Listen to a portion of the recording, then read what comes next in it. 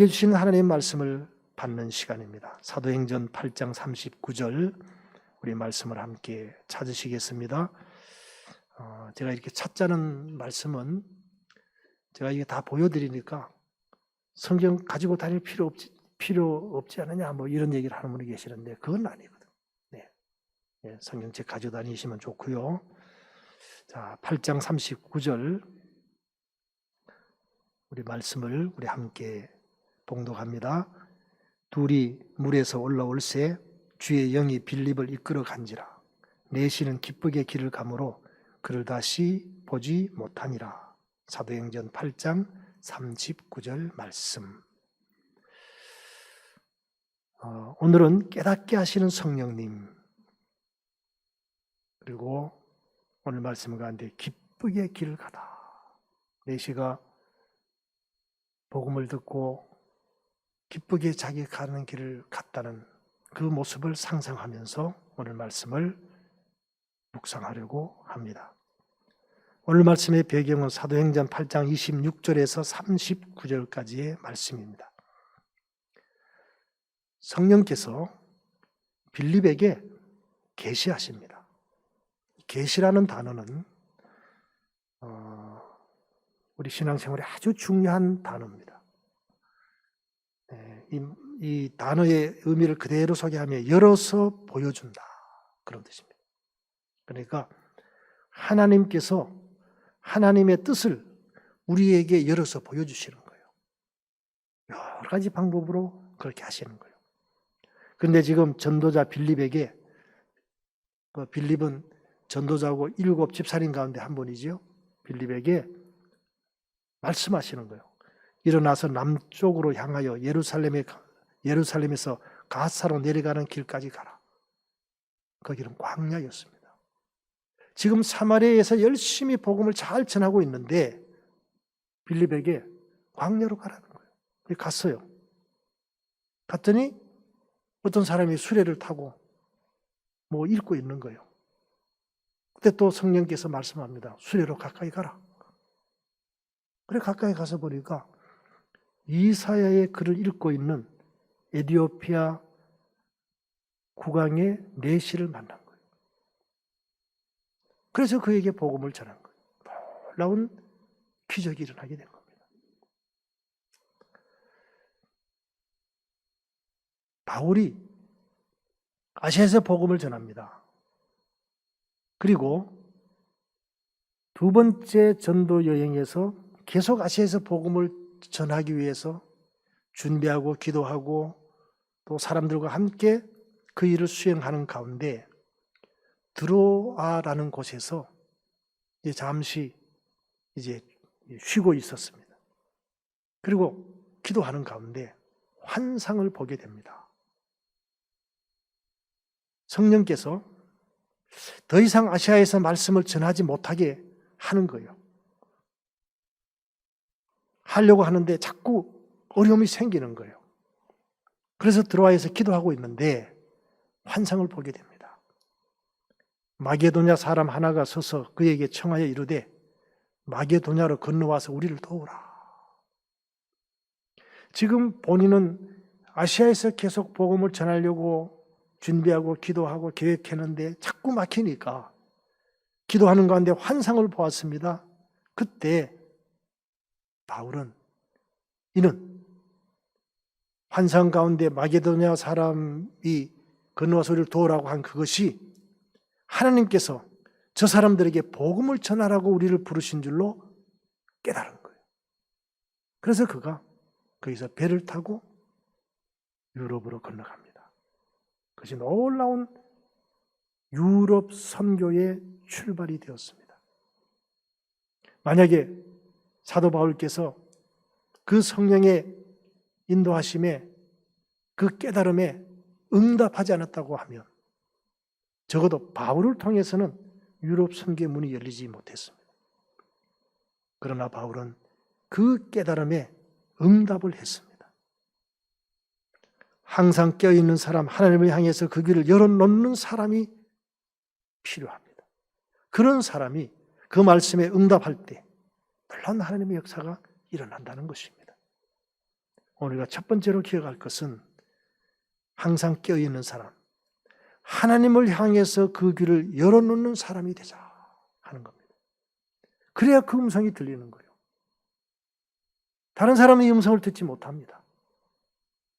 하나님이 말씀하셔도 하나님의 음성인지 분별을 또 하지 못합니다. 하나님께 집중하는 사람, 하나님 향해서 그 귀를 열어놓는 사람이라야 그것이 들리고 사건을 통해서 그것이 보이고 해석되어집니다. 이것이 매우 중요한 우리 신앙의 자세입니다. 이제 빌립이 성령님의 인도로 만났던 사람은 에디오피아 여왕 간다게의 국고를 맡은 넷입니다. 예배하러 예루살렘에 왔다가 돌아가는데 수레를 타고 선지자 이사야의 글을 읽더라.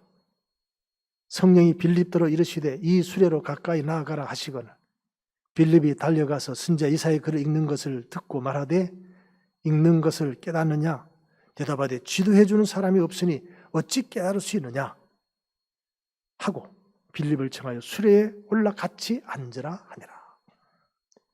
그래서 이사야의 글에서 깨닫지 못하는 그 부분을 그것은 바로 예수 그리스도를 이야기하는 것이다. 그러면서 예수 그리스도가 우리를 구원하기 위해서 이 땅에 오셨고 지금 우리를 인도하시는 그리스도 왕이 되신다. 복음을 전하는 거예요. 복음은 예수 그리스도가 우리가 상실한 생명을 회복시켜 주시고 우리가 상실한 통치권을 회복시켜 주신다. 그것을 설명하는 것이 복음이거든요.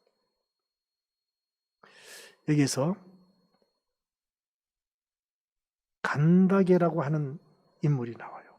그런데 사실은 이거는 개인의 이름이 아니라 에디오피아의 여왕을 간다게라 그래요. 이집트의 왕을 뭐라 그러죠? 파라오라 그러죠. 그 같은 얘기예요. 로마 황제를 가이사라 그러잖아요. 그런 뜻이에요. 간다게라고 하는 것은 어떤 개인 이름이 아니라 에디오피아의 여왕의 이름, 여왕의 호칭이 간다게입니다. 자, 여기에서 이 에디오피아를 잠깐 소개하려고 합니다. 에디오피아는 기원전 1000년경에 솔로몬 왕을 만났던 스바 여왕과의 사이에서 아들이 하나 태어나요. 그 아들이 건국한 나라로 지금 에디오피아 역사에 공식적으로 기록이 되어 있습니다. 여러 얘기들이 있는데 그 중에 가장 에디오피아 사람들이 좋아하고 신빙성 있게 얘기하는 것 가운데 하나는 스바 여왕이 이제 돌아옵니다. 이 스바라고 하는 것은 아라비아 남쪽이죠. 그래서 아라비아 남쪽하고 그 홍해를 건너서 그 에디오피아하고 그 같은 나라, 같은 그 왕국이었습니다. 옛날에. 근데 스바 여왕이 아들을 키워서 아버지를 만나러 보냈대요. 그래서 이제 솔로몬이 그 아들을 만나가지고 반갑게 만나고 그리고는 다시 돌아갈 때에 많은 사람들을 붙여버리는 거예요. 아주 각 분야에서 아주 실력자들을 붙여서 보냈습니다. 그래서 이 메넬리크라 그러는데요. 그 솔로몬 왕의 아들이 세운 나라가 에디오피아라 그래요. 악숨 왕국이라고 그때는 그랬습니다. 그 당시에 그 도시 이름을 따서 악숨 왕국이라고 그랬는데 그것이 오늘 에디오피아의 역사로 기록이 되어 있습니다.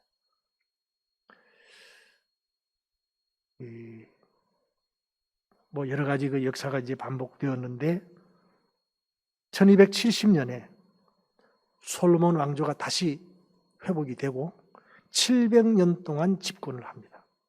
1974년에 공산주의 혁명이 일어나기 전까지 소위 말하는 솔로몬 왕조가 최근에 나라를 다스렸고 이 공산 정권이 이제 다시 이제 오늘날의 1991년에 오늘날의 에디오피아가 되었습니다. 이 솔로몬 왕조의 마지막 황제였던 셀라시의 황제라고 유명한 분이 있습니다. 우리나라에도 알려져 있는데 어떻게 알려져 있느냐 하면 우리나라를 방문하기도 했고 한국 전쟁 때 파병을 해요. 3,518명의 보병을 파병하고 그중에 전사자가 121명이고 부상자가 536명. 그런데 포로는 한 사람도 잡히지 않았어요. 아주 유명한 부대입니다. 강유부대 이렇게 되어 있는데 아주 강유라는 거 우리말은 아니지만 아주 뛰어난 전투력을 가지고 아주 훌륭한 부대였다고 합니다. 지금은 이 나라가 어렵고 하다 보니까 우리 한국에서 많이 도움을 주고 있고 특별히 우리 한국 교회들이 이 한국전 참전 용사들이 지금 살아있는 분들이 계시대요. 그분들을 섬기기 위해서 많은 노력을 하고 병원도 짓고 그 한국 교회가 지은 그 병원에는 이 참전 용사들 무료로 치료해주고 그런 일들을 하고 있습니다. 성경에는 구스라고 하는 이름으로 소개됩니다. 노아의 세 아들 중 함의 아들이 구스고 그 구스에 의해서 이 지금 민족이 형성되었다 이렇게 보는 거죠. 그리고 오늘 본문에 나와 있는 것처럼 빌립이 에디오피아의 내시에게 복음을 전함으로 기독교가 선교가 되고 제가 기록을 살펴보니까요. 로마가 기독교 국가가 된 것보다 더 빨리 기독교 국가가 된 거예요. 그러나 기독교를 공인한 것은 로마보다 늦었지만 기독교를 국교로 선언한 것은 로마보다 더 빨랐습니다. 그래서 세계 최초로 기독교를 국교로 인정한 나라다. 그런 기록이 나와 있어요. 하여튼 대단한 나라입니다. 그리고 베타 주이시라 그래서 에디오피아계 유대인이 있습니다. 아까 말씀드린 대로 스바 여왕과 이 솔로몬 사이에 태어난 아들이 이 나라를 세우고 그랬다. 그런데 그때 뭐 확인된 건 아니지만 이제 그쪽 사람들은 주장하기를 법궤를 가져왔대요. 지금도 법궤를 에디오피아 어디에 가지고 있다는 거예요. 그러면서 놀라운 사실은 유대인들이 율법에서 얘기한 것을 그대로 지키는 유대인 공동체가 있었어요. 산속에. 첩첩산중의 산속에 있었습니다. 역사를 잠깐만 소개하면 지금 이것이 이제 이스라엘과 관련된 그런 자료들인데 스바 여왕과 솔로몬 왕 사이에 태어난 메네릴크 1세라 그래요. 이 사람이 세운 그 당시에는 에디오피아라고 한 거라고 악숨 왕국이라 그러는데 이렇게 왕국이 세워진 겁니다. 그것이 오늘 에디오피아의 기원이 된 것이죠. 그런데 이 검은 유대인, 베타 유대인이라 그래요. 에디오피아 유대인. 전 세계 현재도 한 15만 명 정도 있다고 합니다. 많을 때는 한 50만 명 정도 되었는데 현재는 15만 명 정도 있고 에디오피아에 있었던 유대인들을 이스라엘 정부가 탈출을 시킵니다. 유명한 작전이 몇 가지가 있었어요. 1984년에 모세 작전, 1985년에 여호수아 작전, 그리고 1991년에는 솔로몬 작전이라 그래서 이 베타 유대인들을 이스라엘로 귀환을 시켰습니다. 그래서 이스라엘에 가면 이 검은색 유대인들이 있습니다. 흑인 유대인들이 있어요. 이 사람들이 다 아프리카에서 에디오피아에서 온 유대인들. 지금도 제가 이스라엘 갔을 때도 보면 군인 가운데 흑인들도 있어요. 그래서 이 성지 순례객들이 타고 가는 버스를 지나가면 거기에 올라와서 꼭 두 사람이 올라와요. 어떻게 두 사람이 올라오느냐? 남자 군인 한 사람, 여자 군인 한 사람. 반드시 그렇게 올라와요. 왜 그렇게 하느냐고 나중에 이제 선교사님께 물었더니 남자가 보는 눈하고 여자가 보는 눈이 다르대요. 그래서 남자가 놓치는 거 여자가 보고 여자가 놓치는 거 남자가 본대요. 반드시 남자 군인 한 사람, 여자 군인 한 사람 총을 다 들고 올라가서 쫙 살피고 내려가요. 그때 제가 남자 군인 가운데에도 흑인을 봤고요. 여자 군인 가운데도 흑인을 봤어요. 그러니까 지금 이스라엘 한 13만 명 정도가 에티오피아계 유대인들이 있습니다. 그러니까 3,000년 만에 귀국을 한 거죠. 귀환한 거죠. 이때 이 솔로몬 작전, 또 모세 작전 이런 것이 기록에도 남아 있고 영화로도 만들어지고 그렇습니다. 이제 오늘 중요한 것은 내시가 이사야의 말씀을 읽고 있었습니다. 이것이 매우 중요한 사실입니다. 이사야서의 말씀을 읽고 있었다. 말씀을 읽고 있었다는 거예요. 그리고 전도자 빌립이 성령님의 인도에 순종했습니다. 광야로 가라 그러니 광야로 갔고, 거기 가서 어떤 사람이 마차를 타고 책을 읽고 있는 것을 보았어요. 가까이 가라, 수레로 가까이 가라. 또 갔어요. 가보니까 이사야서의 글을 읽고 있는 거예요. 그거를 이해하느냐 깨닫느냐 물었더니 가르쳐주는 사람이 있어서 잘 모른다. 그래서 빌립이 이사야서의 말씀을 통해서 복음을 전한 거예요. 이사야서의 그 말씀은 바로 예수 그리스도를 말하는 것이다. 그분이 우리의 복음이시다. 그분이 십자가에 달려 돌아가시고 부활하시고 승천하시고 그래서 우리의 왕이 되셨다. 여기서 오늘 우리는 세 가지를 깨닫습니다. 첫째는 말씀을 읽고 있었다. 그리고 전도자 빌립이 성령님의 인도에 순종했다. 그리고 성령님께서 빌립을 통해서 복음을 전하고 내시는 그 복음을 깨닫게 되었다 하는 겁니다. 그리고 이제 내시가 세례를 받게 됩니다. 저는 이 세례를 결단이라고 봅니다. 결단. 우리가 깨닫고 거기서 멈춰버리면 안 돼요. 깨달았으면 그것을 결단하고 실천해야 합니다. 그것이 세례입니다. 세례가 뭐죠? 주인을 교체하는 것이고 언약을 체결하는 겁니다. 이제는 내가 주인이었던 삶에서 아니면 다른 어떤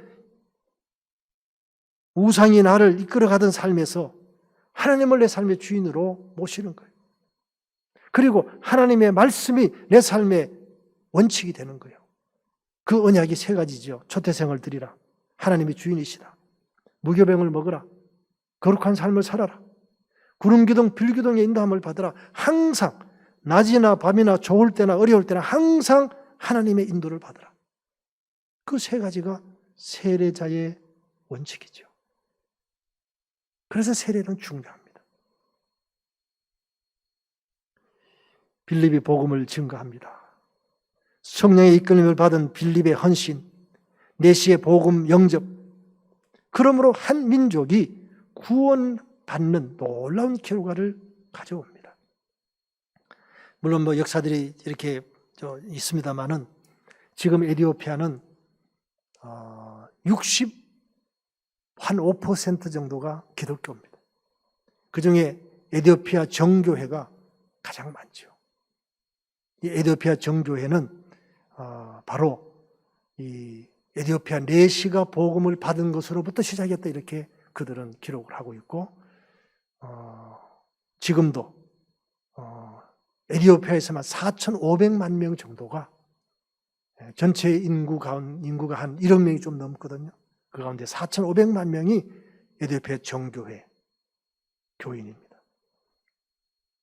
이것이 아디스아바바의 삼위일체 교회라 그래요. 저는 잘 모르겠습니다. 그런데 우리 이원우 장로님 네 분은 여기서 사역을 하시기 때문에 잘 아실 것 같아요.